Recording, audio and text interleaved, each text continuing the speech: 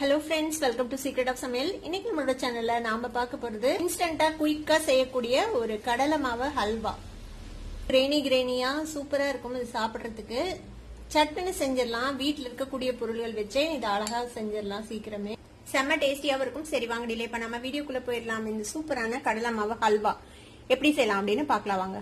இப்போ இந்த இன்ஸ்டன்ட் கடலை மாவு ஹல்வாக்கு என்னென்ன வேணும் அப்படின்னு நம்ம ஃபர்ஸ்ட் பார்த்துடலாம். இதுக்கு வந்துட்டு ஒரு கப்பு இந்த மாதிரி கூமாச்சியா அளந்த கடலை மாவு இந்த மாதிரி எடுத்து வச்சுக்கோங்க. அரை கப்பு வந்துட்டு நெய், அரை கப் வந்து சர்க்கரை வந்து அரை கப்ல இருந்து 3/4 கப் அளவுக்கு சரியா இருக்கும். மைல்டா போதும் அப்படின்னா அரை கப் சரியா இருக்கும். இல்ல கொஞ்சம் தூக்கலா வேணும் அப்படின்னா 3/4 கப் அளவுக்கு சர்க்கரை சேர்த்திக்கலாம்.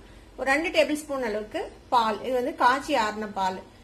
2 டேபிள் ஸ்பூன் வந்துட்டு ரவை, நம்ம உப்புமா செய்யறதுக்கு யூஸ் பண்ணுவோம்ல அந்த சூஜி ரவைன்னு சொல்லுவாங்கல்ல அது. 1/2 டீஸ்பூன் வந்துட்டு ஏலக்காய் தூள், சர்க்கரை சேர்த்து நான் பொடி பண்ணி வச்சிருக்கிறேன். எந்த கப்ல நம்ம கடலை மாவு எடுக்கிறோமோ அந்த கப்ல 1 கப் அளவுக்கு தண்ணி இந்த மாதிரி சாஸ்பேன் ஊத்தி ரெடியா வச்சுக்கோங்க. நம்ம இதை வந்துட்டு சூடு பண்ணி ஊத்திக்கணும் மறுபடியும் யூஸ் பண்ணும்போது. அப்புறமேட்டு நம்ம சூடு பண்ணிக்கலாம். அப்புறம் இந்த மாதிரி நெய்யில வறுத்த ட்ரை ஃப்ரூட்ஸ் உங்களுக்கு எது பிடிக்குமோ அது நீங்க போடலாம். நான் வந்துட்டு பாதாமும் முந்திரி பருப்பும் இந்த மாதிரி நெய்யில வறுத்து வச்சிருக்கேன். இப்போ ஒரு பேன் அடுப்புல வச்சிருக்கேன். இதுல நம்ம எடுத்து வச்சிருக்க இந்த 1/2 கப் நெய் சேர்த்திக்கலாம். நெய் இவ்வளவு வேணாம் அப்படின்னு யோசிச்சீங்கன்னா நெய்யை கொஞ்சம் கம்மி பண்ணிட்டு அதுக்கு பதிலாக கொஞ்சமா ஆயில் கூட நீங்க சேர்த்துக்கலாம். அது நெய் விட்டீங்கன்னா நல்ல மனமா இருக்கும். இப்ப இந்த நெய்யிலேயே நம்ம எடுத்து வச்சிருக்க இந்த கடலை மாவு இருக்குல்ல அதை வந்துட்டு சேர்த்திக்கலாம். கூடவே இந்த 2 டேபிள் ஸ்பூன் ரவை அதையும் சேர்த்திக்கோங்க. இப்ப இதை வந்துட்டு நம்ம நல்லா வறுத்துக்க போறோம். இந்த நெய்யிலேயே நல்லா லோ டு மீடியம் ஃபிளேம்ல வச்சுக்கோங்க. ஹை ஃபிளேம்ல வச்சீங்கன்னா தீஞ்சு போயிடும். இதை நல்லா இந்த நெய்யில வறுத்து விடணும். கிட்டத்தட்ட ஒரு 7ல இருந்து 8 நிமிஷம் நம்ம இதை வந்துட்டு வறுத்துக்க போறோம். இதுல இது வந்துட்டு கை விடாம கிளறணும். கை விட்டீங்கன்னா தீஞ்சு போன மாதிரி ஆயிடும் கடலை மாவு. அப்புறம் டேஸ்ட் வந்து மாறிடும். அதுல ஏதாவது கட்டிகள் இருந்ததுன்னா இந்த மாதிரி உடச்சு விட்டுருங்க. பாத்தீங்கன்னா தெரியும் நல்லா வறுபட ஆரம்பிச்சிருக்குதுங்க பாருங்க, பபிள் பபிளா வருது. இது மாதிரியே கை விடாம லோ ஃபிளேம்லயே வச்சுட்டு இந்த மாதிரி கிளறி விட்டுக்கிட்டே இருங்க. கடலை மாவு வந்து நல்லா வறுபட்டு லேசா கலர் வந்துட்டு சேஞ்ச் ஆகும். லைட் கோல்டன் கலர், ஒரு கோல்டன் ப்ரௌன் கலர்ல அது மாறும். அது வரைக்கும் நம்ம வந்துட்டு வறுத்துக்க போறோம். பாத்தீங்கன்னாலே தெரியும் ஒரு மாதிரி ஃபிளஃபியா மேல அப்படியே பொங்கி பொங்கி வருது பாருங்க. இப்படியே கைவிடாம ஒரு 7ல இருந்து 8 நிமிஷம் ஆகும் இது கரெக்டா ஃப்ரை ஆகுறதுக்கு. அப்பதான் அந்த பச்சை வாசனை போய் அந்த நெய் மணத்தோட நல்லா இருக்கும் ஸ்வீட். அதனால இதை கவனமா பார்த்து இந்த மாதிரி லோ ஃபிளேம்ல வச்சுட்டு ஃப்ரை பண்ணி விடுங்க. இப்ப பாத்தீங்கன்னா தெரியும் லேசா கலர் சேஞ்ச் ஆக ஆரம்பிச்சிச்சு பாருங்க. அது ரொம்ப தீயவும் விட்டுறக்கூடாது. லேசா இந்த மாதிரி கலர் சேஞ்ச் ஆகும்போது ஒரு 7 நிமிஷம் பக்கமா நம்ம இந்த மாதிரி வறுத்து விட்டுருப்போம் லோ ஃபிளேம்ல வச்சுட்டு.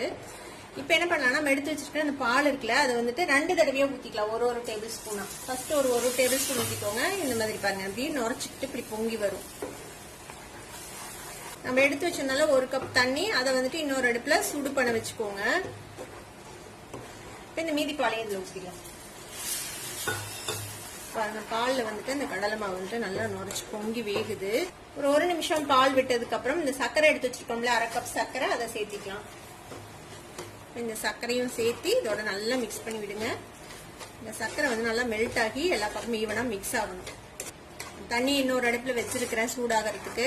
இந்த சர்க்கரை வந்து கேரமலைஸ் ஆகி அது ஒரு நல்ல டேஸ்ட் கொடுக்கும் இந்த ஸ்வீட்டுக்கு. இப்போ இந்த சர்க்கரை போட்டதுக்கு அப்புறம் ஒரு நிமிஷம் நல்லா இந்த மாதிரி கிளறி விட்டுருக்கோம். நம்ம எடுத்து வச்சிருக்கிற அந்த 1 கப் தண்ணி இருக்குல்ல நான் வந்து சுட பண்ணி வச்சிருக்கேன். இப்போ இதுல கொஞ்சம் கொஞ்சமா சேர்த்து இதுல மிக்ஸ் பண்ணிக்க போறோம். 2-3 தடவையா நம்ம இதை வந்துட்டு மிக்ஸ் பண்ணிக்க போறோம் இந்த தண்ணி சேர்த்து. இப்போ இன்னும் கொஞ்சம் தண்ணி விட்டுக்கலாம்.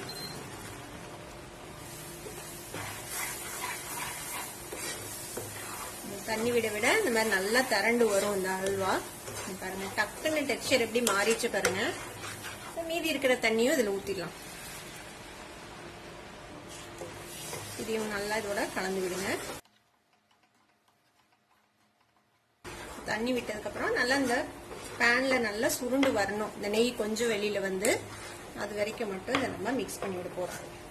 இந்த ஸ்டேஜ்ல நம்ம எடுத்து வச்சிருக்கிற ஏலக்காய் தூள் சேர்த்திக்கலாம். கூடவே நம்ம வறுத்து வச்சிருக்கிற இந்த ட்ரை ஃப்ரூட்ஸ் அந்த நெய்யோட சேர்த்தி சேர்த்திடலாம். இதையும் நல்லா மிக்ஸ் பண்ணி விடுங்க. கடைசியா ஒரே 1 டீஸ்பூன் அளவுக்கு நெய் விட்டு நம்ம இறக்கிடலாம். இது வந்துட்டு நல்ல ஒரு கிளேஸ் கொடுக்கும் கடைசியா போடும்போது. இதையும் கலந்து விட்டு நம்ம அடுப்பு ஆஃப் பண்ணிட வேண்டியதான். இதுக்கப்புறம் ரொம்ப நேரம் வந்து அடுப்புல வச்சிருக்க கூடாது, அப்புறம் ரொம்ப ட்ரை ஆயிடும் அல்வா. இதுதான் கரெக்டான ஒரு டெக்ஸ்டர். நம்மளோட கடலை மாவு அல்வா இன்ஸ்டன்டா ரெடி ஆயிடுச்சு. நம்ம அடுப்பு ஆஃப் பண்ணிடலாம். பாருங்க எவ்வளவு குயிக்கா நம்ம வந்துட்டு ஈஸியா செஞ்சு முடிச்சிட்டோம் இந்த ஹல்வா. இது வந்துட்டு சூடா சாப்பிட்டீங்கன்னா ரொம்ப ரொம்ப டேஸ்டியா இருக்கும். எப்ப சாப்பிட்டீங்களோ அப்ப வந்துட்டு லைட்டா சூடு பண்ணிட்டு சாப்பிட்டு பாருங்க, செம்ம டேஸ்டியா இருக்கும். ட்ரை பண்ணி பாருங்க. ட்ரை பண்ணி பார்த்துட்டு எப்படி இருந்தது அப்படின்னு எனக்கு கமெண்ட்ஸ்ல ஃபீட்பேக் கொடுங்க. இந்த வீடியோ உங்களுக்கு பிடிச்சிருந்ததுன்னா சப்ஸ்கிரைப் பண்ணுங்க, பக்கத்துல இருக்கிற பெல் ஐகானை கிளிக் பண்ணுங்க. அப்பதான் என்னோட ஃபியூச்சர் நோட்டிபிகேஷன்ஸ் உங்களுக்கு உடனே வந்து சேரும். லைக் பண்ணுங்க, ஷேர் பண்ணுங்க. தேங்க்யூ ஃபார் வாட்சிங் ஸ்பீடி வியூவர்ஸ். Bye bye.